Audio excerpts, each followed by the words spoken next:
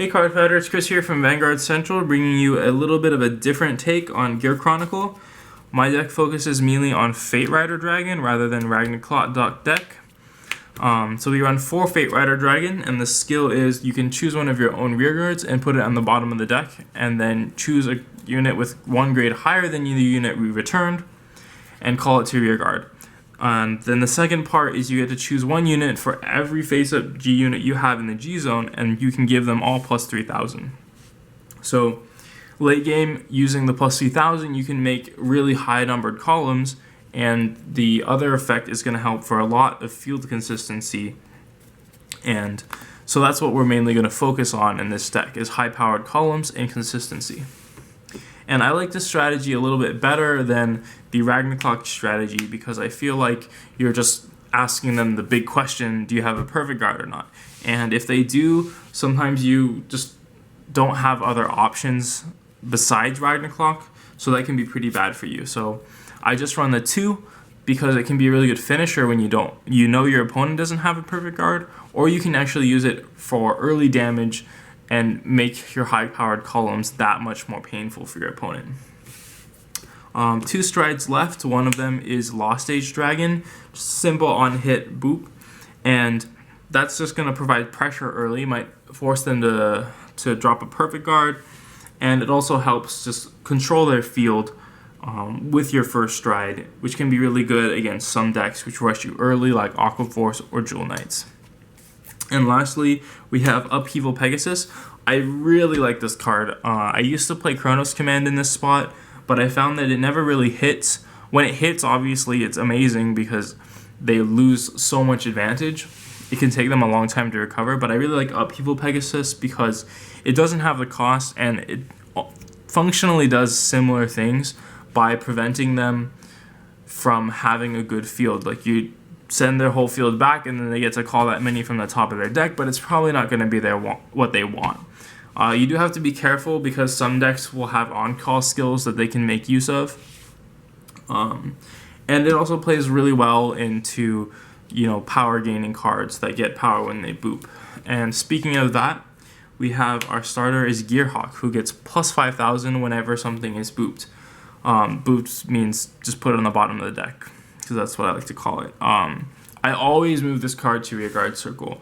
And that's because with 1 boop, then you get to make him a 9k booster, which if you combined with Fate Rider Dragon's plus 3k, makes him 12k, and that 12k means 21k with any of your 9k grade 2s, which is super useful at pushing for game and pushing for damage. And it's not that bad to push him all the way to the side, because with Fate Rider Dragon, I'm never worried about calling triggers to boost, because I can just put them back into the deck and convert them into grade 1s. So going into a grade 3s, surprise, surprise, for Chronojet Dragon. Main skill being the stride skill is you counterblast 1 boop a rearguard. That's going to help you field control and gain some incremental advantage every turn. And the Generation Break 2, I personally don't use it that much. I think it's a very good change-up for people saving their perfect guards. If you notice that they haven't been using any perfect guards and then they don't drive check any zeros, you can really clutch out games just because it forces them to not guard with anything. So the other grade 3s we're running is 2 Fate Wheel Dragon and 2 Dimension Injector Colossus. They share the same on-ride skill, which is Counterblast 1, Soul Blast 1, and you boop one of their grade 1 or less. And that's really good just to mess up synergy for decks that really rely on their starter. And we have a 2-2 split because their Generation Break 1 skills are different and they can serve different purposes. Fate Wheel Dragon's skill is to prevent your opponent from guarding with grade 0s, which can really mess up their hand, similar to Chronojet's Generation Break 2. Whereas Dimension Colossus lets you put triggers back into the deck and get out a grade 3 and give that grade 3 plus 5. So we're going for a harder to guard Vanguard column or more powerful rearguard columns, and both scenarios can work out very well. So grade 2s. We are running 4 10k vanillas. There are a lot of options for grade 2s, so why did I choose to run the 10k vanilla? The 10k vanilla is super important because it prevents your opponent from rushing you early. It prevents them from calling a full front row of grade 2s and just hitting you to high damage before you get to grade 3, before they get to grade 3, and you can really start doing your Stride Gear Chronicle stuff. Definitely an MVP of the deck. The next grade 2 to talk about will be Steam Fighter Amber. And she's really important because she helps give you that turn-by-turn incremental advantage, just like Chronojet. And sometimes your opponent will even attack into her just to get rid of it. Definitely a staple in Gear Chronicle, but we only run 4 to make room for some other grade 2s, and because with Fate Rider, I can just search her out whenever I need her, or him. So last grade 2s is 2 Twin Mazer Dragon, the 12k attacker for Generation Break 1.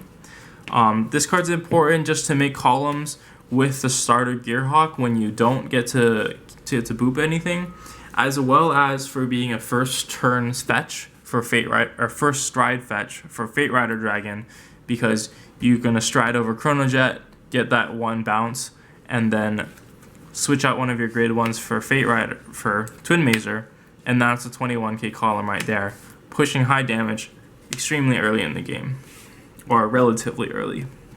The other grade 2, you probably haven't seen a lot of Gear Chronicle players using this, but it is amazing. This card has done wonders for me. Its skill is Soul Blast 1. When it attacks, if you have a G unit on your Vanguard, he gets plus 5,000. If you haven't noticed a little bit about the deck, I tried to take it away from the style of you need your opponent to have rear guards to be able to do effects. Like I used to run Ishin in this spot, but I found when my opponent has no rear guards, I can't get Ishin off, I can't get power boosts off, I can't use Meshe to unflip skills.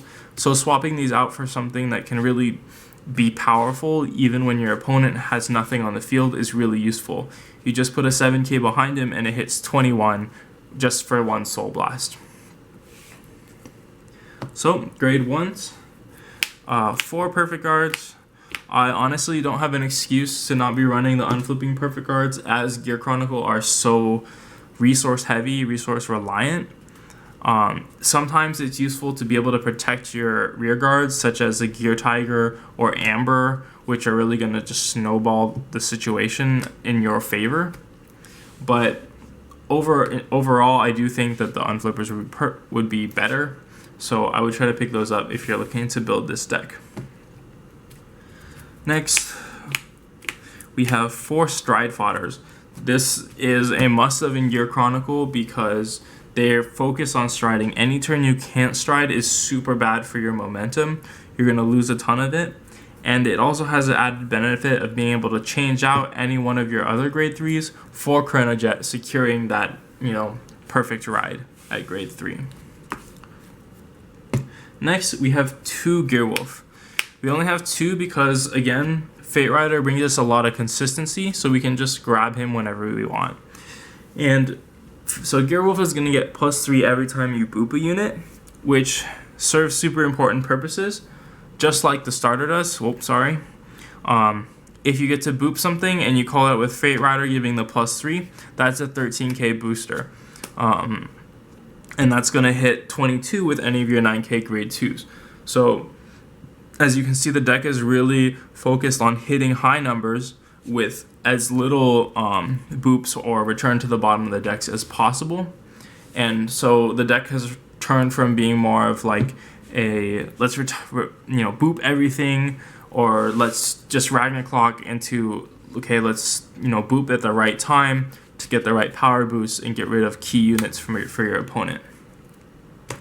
So I really like having that instead of Meshe, because Meshe turned the game more into an attrition game where it's like, oh, I have more resources than you, we're going to slowly end this.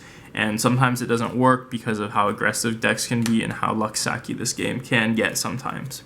And the last grade 1 is maybe something I might get a lot of hate for, but it's Steam Soldier Talk. This is a trial deck card, which is, it gets plus 5,000 when it's attacked, whether on Vanguard or Rear Guard. And even though it's only 6k, that doesn't bother me too much, because I can always switch these out for a grade 2 because of Fate Rider. And again, just like the grade 2 10K, this stops your opponent from rushing you. The main purpose is not that I can slap down a 10K shield and no pass their Vanguard, which can be very useful, but it's so that your opponent isn't able to call a bunch of front row attackers and really take advantage of Gear Chronicle's weak early game. And this card is also the epitome of the best offense is the best defense, the best defense is the best offense, because you can call him as a rearguard attacker early. So you call it in front of a 5K booster or in front of the starter even. You're making a 10K column which will hit them for a couple turns, and they can't really attack back because the skill works on rearguard. And early game hitting an 11K rearguard can be quite difficult. So last thing about the deck is the triggers. 4 heals, not a big surprise there. And then, sorry if you can't see that, we have 6 crits and 6 heals. Not 6 heals, 6 crits, 6 draw. We run 6 crit, 6 draw in this deck because mainly of Fate Rider. If you drive check a draw trigger, you get that free card off of it, and then you get to put it back in the deck, get a grade 1. So it can be really good just getting that incremental advantage and switching it out for something that's more useful. The other thing you'll notice is there is no Margot clones, there's no Heart Thump Worker. And that actually is a choice I made. I could get those cards if I wanted to, but the reason I don't use them is because they have a 4K power. And the 5K power boost can be really important because I choose to call my triggers early so I can be more aggressive in the early game, and then late game I can just swap them out to get grade 1s, make more powerful columns, and change it up that way. So I hope you liked my Fate Rider deck profile. Make sure to comment below if you have any questions about the deck, if you have any thoughts. Subscribe to us and check out our Patreon for more. Vanguard Central out.